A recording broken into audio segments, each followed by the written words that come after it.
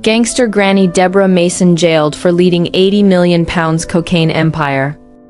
In a dramatic case that has gripped the UK, 65-year-old Deborah Mason, dubbed Queen Bee and Gangster Granny by the Metropolitan Police, was sentenced to 20 years in prison on July 18, 2025, for orchestrating a sophisticated family-run drug trafficking operation.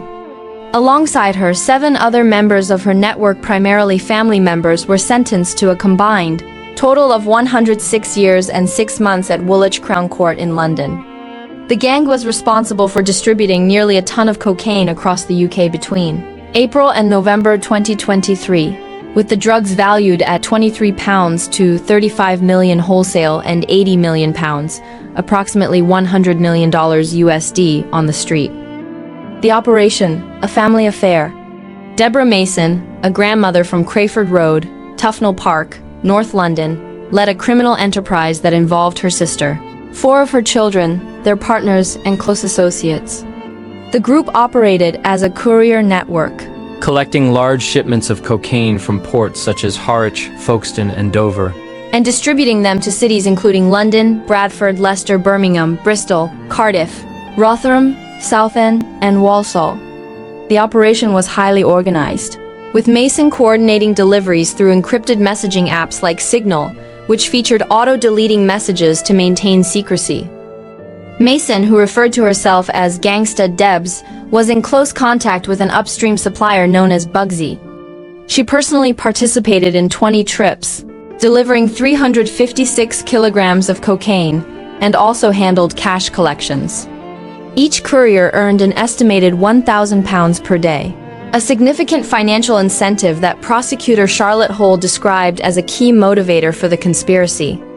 The group was fully aware of the operation's scale, with no evidence of coercion. All participants were driven by the promise of substantial profits. The gang's activities were not only lucrative, but also shockingly brazen. Several members, including young mothers, brought their children, some as young as 2, on drug runs, transporting kilograms of cocaine in cardboard boxes alongside child car seats. For instance, Demi Kendall, one of Mason's associates, frequently took her toddler on trips involving 98 kilograms of cocaine, while Lily Bright and her partner Chloe Hodgkin brought Lily's 2-year-old son on a delivery. Judge Philip Shorrock condemned this behavior, noting that the involvement of mothers in the drug network made it easier for unscrupulous dealers to recruit others. The family network, the convicted members of the gang included Deborah Mason, 65, sentenced to 20 years for conspiracy to supply class A drugs. Roseanne Mason, 29, Deborah's daughter, sentenced to 11 years. She made 7 trips, delivering 166 kilograms of cocaine, and took over the directing role when her mother was on holiday in Dubai. Demi Bright, 30, another daughter, sentenced to 11 years. She made 1 trip involving 60 kilograms of cocaine, bringing her 2 children along, and provided childcare to support the operation. Lily Bright, 26, a third daughter, sentenced to 13 years. She participated in 20 trips, delivering 195 kilograms of cocaine, and pleaded guilty to an additional charge of offering to supply Class A drugs. Reggie Bright, 24, Mason's son, sentenced to 15 years.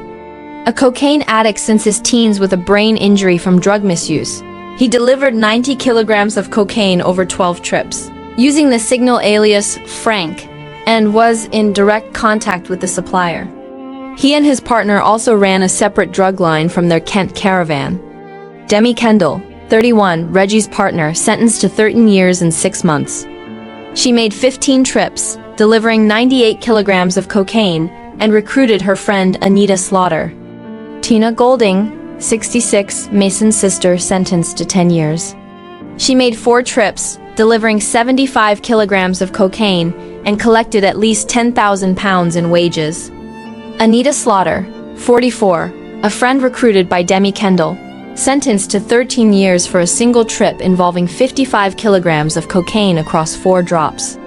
Chloe Hodgkin, 23, Lily Bright's partner, was found guilty but awaits sentencing due to her pregnancy.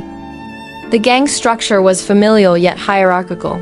with Deborah Mason acting as the site foreman under a higher-up supplier as described by Judge Shorrock. Roseanne Mason stepped in to manage operations during her mother's absence, while others, like Demi Kendall and Reggie Bright, played significant roles in logistics and recruitment. Lavish lifestyle and investigation. Mason's profits fueled an extravagant lifestyle.